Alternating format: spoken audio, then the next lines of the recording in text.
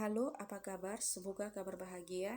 Anak-anak ibu, putra-putri generasi penerus bangsa, sudahkah Ananda siap untuk belajar hari ini? Harapan ibu semoga sudah siap dan dengan penuh semangat.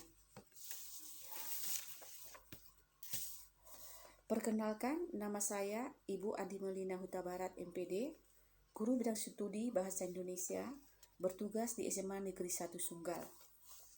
Dengan mengucapkan puji syukur kepada Tuhan Yang Maha Esa, kita dapat memulai pembelajaran ini.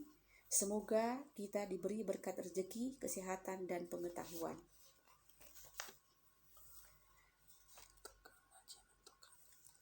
Pertemuan kita hari ini membahas materi surat lamaran pekerjaan yang terdapat pada KD 3.1, mengidentifikasi isi dan sistematika surat lamaran pekerjaan. 4.1, menyajikan sistematika surat lamaran pekerjaan. Tujuan pembelajaran: setelah proses belajar mengajar, siswa dapat mengidentifikasi isi dan sistematika surat lamaran pekerjaan, kemudian menyajikan simpulan dalam bentuk visual yang menarik. Baiklah anak-anak ibu, kelas 12, setelah tamat nanti yang mau melanjutkan pendidikannya ataupun yang akan bekerja, alangkah baiknya Ananda harus mengetahui, memahami cara dan teknik penulisan surat lamaran pekerjaan. Ketika kamu nanti membutuhkan membuat surat lamaran pekerjaan, tidak ada lagi keraguan-raguan untuk menulisnya. Baiklah, sebagai pembahasan dalam surat lamaran pekerjaan, ya, ada 4. Yang pertama, fungsi dari surat lamaran pekerjaan. Yang kedua, mengetahui apa itu surat lamaran pekerjaan. Yang ketiga, surat lamaran pekerjaan adalah surat dinas. Yang keempat, sistematika surat lamaran pekerjaan. Oke, baiklah.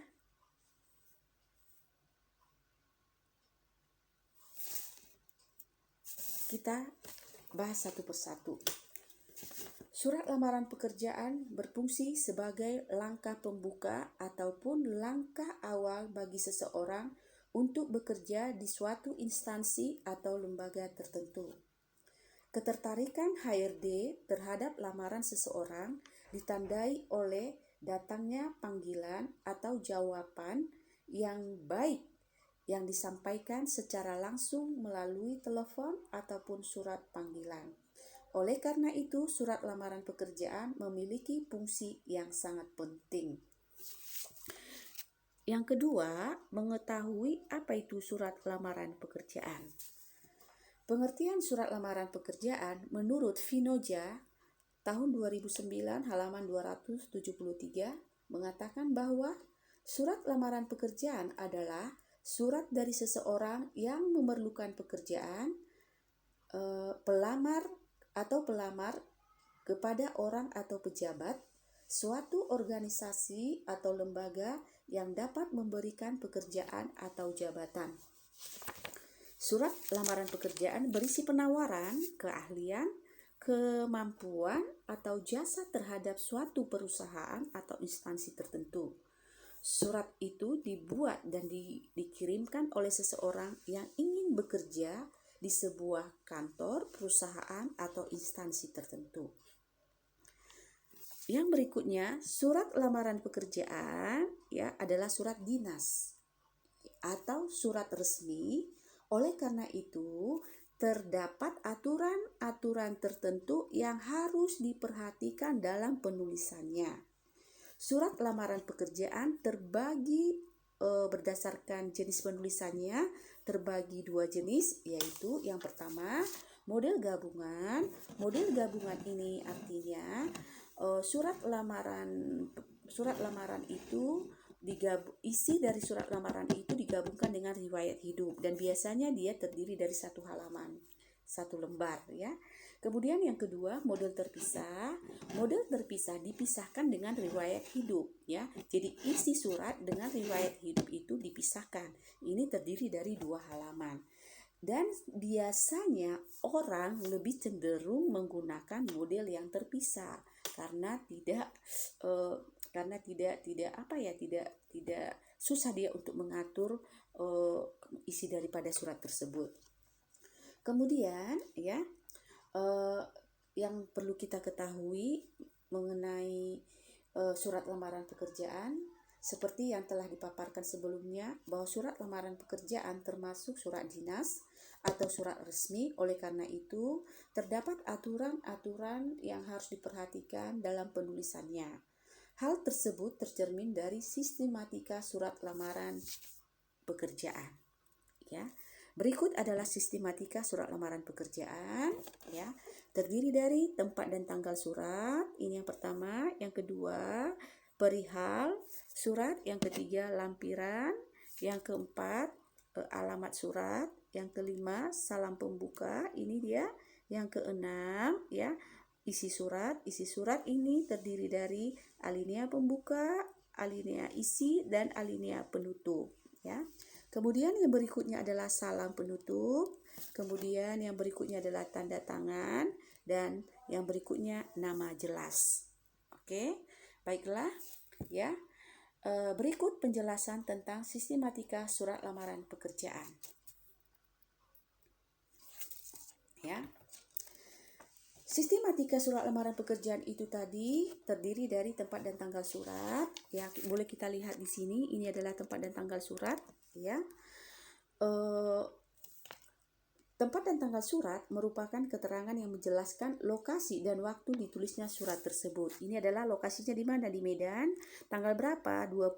Bulan berapa? Bulan Juni tahun 2020. Di sini antara tempat kemudian tanggal, bulan, dan tahun ada tanda koma, ya. Tetapi di belakang ini tidak boleh ada tanda titik karena ini bukan surat, ya. Kemudian yang kedua mengenai perihal. Ini adalah mengenai perihal yang harus diperhatikan, ya. Perihal itu merupakan soal atau perkara yang dibicarakan dalam surat tersebut. Perihal ini tidak boleh disingkat menjadi hal, ya. Jadi perihal tidak boleh disingkat dengan menjadi hal. Contohnya perihal lamaran kerja. Ya, kemudian yang kedua lampiran, ya. Lampiran merupakan penjelasan atau atas sejumlah dokumen yang disertakan. Jadi ini lampiran ini merupakan penjelasan atas sejumlah dokumen yang disertakan dalam surat tersebut. Penulisan lampiran tidak boleh disingkat menjadi lam. Kemudian dalam menunjukkan jumlah yang dilampirkan tidak boleh ditulis dengan angka, harus ditulis dengan huruf. Jadi ini, ya, lampiran ini tadi tidak boleh disingkat, ya. Kemudian lampirannya tidak boleh ditulis dengan angka, tetapi harus ditulis dengan huruf, ya. Nah, itu dia. Kemudian lampiran berguna sebagai penunjuk bagi penerima surat tentang adanya keterangan tambahan selain surat itu sendiri. Jadi ini keterangan tambahan itu, ya, jadi boleh juga menjadi selain di lampiran ada keterangan tambahan lagi. Kemudian yang berikutnya adalah dokumen. Apa itu dokumen? Dokumen atau keterangan yang biasa disertakan dalam surat lamaran pekerjaan itu adalah ini dia semua yang dikatakan dokumen. Inilah yang dikatakan dokumen. Ya, foto ukuran 3x4 daftar riwayat hidup, fotokopi KTP, fotokopi ijazah, fotokopi transkrip nilai, fotokopi kartu keluarga. Itu yang dikatakan dengan dokumen. Berikutnya kita lanjutkan alamat surat. Ini dia alamat surat, ya. Alamat surat ini dia, ya. Alamat surat ini ada dua jenis. Yang pertama adalah alamat surat dalam dan yang kedua adalah alamat surat luar. Alamat surat dalam yang ini, yang terhormat HRD PT Sinar Indonesia Baru, Jalan Sudirman nomor 39 Medan, kode pos 21514, ya. Ini adalah alamat dalam. Lalu alamat surat luar, ya, alamat surat luar. Hal-hal penting yang harus kita perhatikan di dalam penulisan alamat surat dalam maupun alamat surat luar. Kalau dalam penulisan alamat surat luar, ya, ketentuan yang berlaku adalah satu, Penulisan alamat luar tidak boleh diiringi dengan tanda titik. Di sampul surat itu nanti, alamat luar itu kan ada di sampul, ada di amplop kita itu, dalam amplop itu tidak boleh menggunakan tanda titik. Yang kedua, alamat surat yang ditujukan langsung kepada nama perusahaan atau PO Box tidak perlu menggunakan sapaan yang terhormat. Ya, tidak perlu menggunakan sapaan yang terhormat. Misalnya PT Sinar Indonesia Baru, yang terhormat PT Sinar Indonesia Baru, itu tidak perlu menggunakan kata sapaan yang terhormat. Karena apa? Karena yang dituju adalah perusahaannya, ya.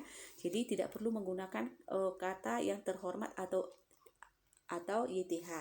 Kemudian yang berikutnya adalah kata sapaan ibu atau bapak boleh digunakan apabila kita sudah mengetahui jenis kelamin dan diiringi dengan nama diri orang tersebut. Jadi kita boleh menggunakan kata sapaan ibu atau kata sapaan bapak apabila kita sudah mengetahui jenis kelaminnya dan sudah mengetahui nama dari orang tersebut, ya.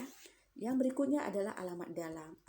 Alamat dalam tadi yang seperti ibu katakan, inilah dia alamat dalam, alamat yang terdapat di dalam surat kita, ya.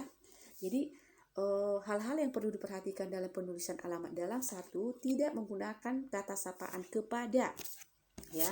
Kemudian yang kedua, jabatan tidak boleh menggunakan jenis kelamin. Jadi misalnya jabatannya sebagai HRD, yang terhormat HRD Bapak, yang terhormat Bapak HRD, tidak boleh, ya. Jadi langsung tidak boleh menggunakan jenis kelamin, misalnya Bapak atau Ibu. Yang ketiga, tulisan jalan tidak boleh disingkat. Ini jalan ini kan tidak disingkat, ini tulisannya tidak boleh disingkat, ya. Kemudian kode pos, ini kode posnya, ya, ditulis tebal. Kode pos 21514 ditulis dengan tebal. Demikian penulisan dari alamat dalam dan alamat surat, alamat dalam dan alamat luar. Berikutnya kita lanjutkan adalah salam pembuka. Ini adalah salam pembuka, ya. Salam pembuka berfungsi sebagai penghormatan terhadap pihak yang dituju. Dengan penghormatan, apa fungsinya? Sebagai penghormatan kepada pihak yang dituju. Lalu bagaimana penulisan salam pembuka, ya? Atau seyogianya, sebaiknya salam pembuka itu digunakan dengan hormat, ya. Penulisannya D huruf kapital, kemudian H huruf kapital, kemudian diakhiri dengan tanda titik. Contohnya seperti ini, ya. Contohnya seperti ini, dengan hormat, ya, dengan hormat. Kemudian penulisan salam pembuka itu ada dua. Contohnya seperti kita yang ada di layar, dengan hormat, berdasarkan. Ini satu jenis. Kemudian yang kedua, dengan hormat, berdasarkan itu langsung disambung satu baris dia, ya. Dengan hormat berdasarkan, tetapi berdasarkan di situ dimulai dengan huruf kecil. Sedangkan yang model yang kedua ini, dua baris ini dimulai dengan huruf kapital. Seperti itulah penulisan salam pembuka, ya. Tadi fungsinya sudah tahu, sebagai penghormatan terhadap pihak yang dituju. Kemudian penulisan salam pembuka itu, ya, ada dua. Yang pertama, langsung dengan salam hormatnya langsung berdasarkan. Kemudian yang kedua, terpisah dengan kata dengan hormat, ya. Lalu penulisannya dengan hormat itu dimulai dengan huruf kapital, kemudian diakhiri dengan tanda koma. Berikutnya kita lanjutkan alinea pembuka. Alinea pembuka berfungsi sebagai pengantar isi surat, ya. Pengantar isi surat yang menguraikan, ya. Jadi alinea pembuka berfungsi sebagai isi surat yang menguraikan. Inilah dia alasan. Inilah dia alinea pembuka. Berdasarkan informasi pekerjaan yang telah saya peroleh dan seterusnya, ini merupakan alinea pembuka, karena alinea pembuka itu tadi berisi satu, alasan pengiriman surat, ya, itu berdasarkan lowongan pekerjaan yang kita terima dari sebuah surat kabar seperti ini tadi.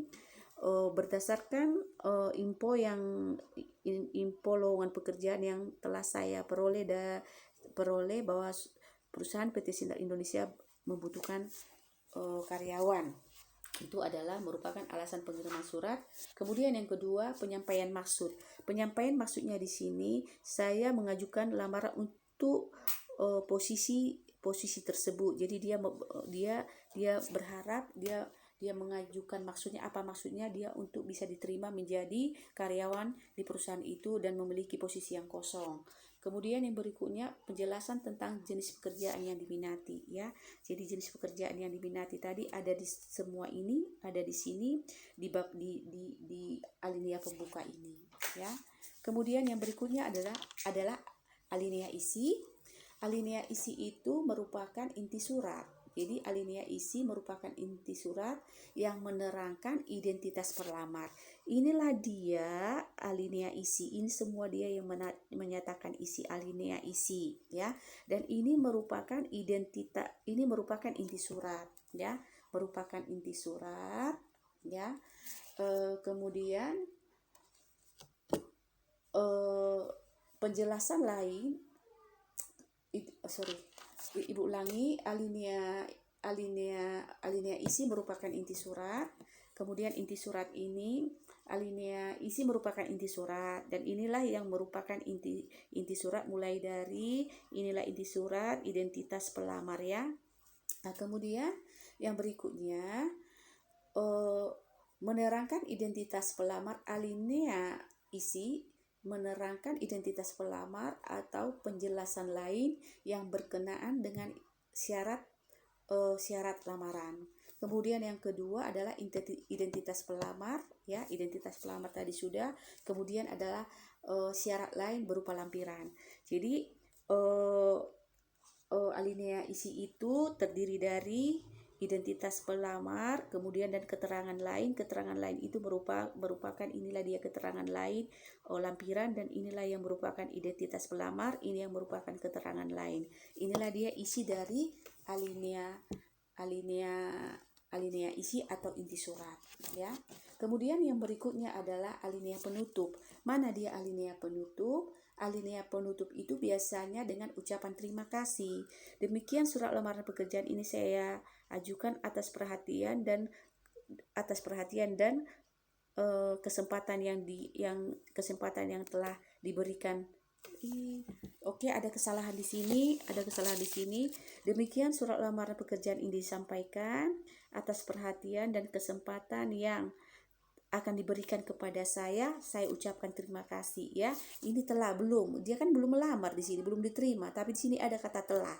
Itu salah ya. Jadi di sini demikian lamaran pekerjaan ini saya ajukan atas perhatian dan kesempatan yang akan diberikan, saya ucapkan terima kasih. Inilah yang dikatakan sebagai alinea penutup ya. Kemudian di sini adalah salam penutup. Salam penutup itu biasanya menggunakan kata hormat saya. Ini dia hormat saya. Penulisannya sama dengan salam pembuka, dimulai dengan huruf kapital dan diakhiri dengan tanda koma. Kemudian yang terakhir adalah tanda tangan. Di sini apa fungsi dari tanda tangan? Fungsi dari tanda tangan di sini adalah yang pertama, ini fungsi dari tanda tangan di sini. Tanda tangannya di sini fungsinya adalah sebagai pertanggungjawaban ya dalam penulisan surat tersebut ya. Kemudian yang kedua sebagai tanda keabsahan. Yang pertama tadi sebagai pertanggungjawabanmu dalam menulis surat itu, yang kedua sebagai tanda keabsahan ya. Inilah yang termasuk hal-hal yang berhubungan dengan sistematika surat lamaran pekerjaan. Dan sebagai catatan, di dalam penulisan surat lamaran ini ya harus singkat, padat, dan berisi, tidak boleh bertele-tele ya. Baiklah anak-anak ibu, dari yang sudah saya dari awal sampai dengan penjelasan sistematika surat lamaran pekerjaan, mudah-mudahan berguna buat anak-anak ibu ya, dan ibu harapkan dipelajari kembali, diulangi kembali ya, dan berlatih untuk mempelajari bagaimana penulisan surat lamaran pekerjaan. Boleh kamu buka bukumu, buku bahasa Indonesia kelas 12 halaman 6 dan halaman 7 ya. Nanti kamu boleh berlatih di sana, boleh kamu lihat contoh-contoh surat lamaran pekerjaan. Surat lamaran pekerjaan yang kita buat ini adalah model model tadi kan surat lamaran pekerjaan itu ada dua jenisnya. Yang pertama adalah digabungkan dan yang dipisahkan. Jadi ini adalah model yang digabungkan ya.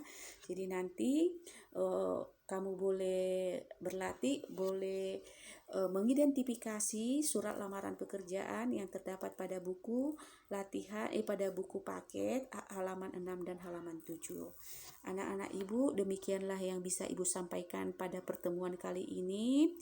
Ibu mengucapkan terima kasih. Jika ada tutur kata yang salah, ya tolong dibuang dari pikirannya, dari hatinya. Semoga kita semua dalam keadaan sehat ya. Selamat beraktivitas dan selamat belajar.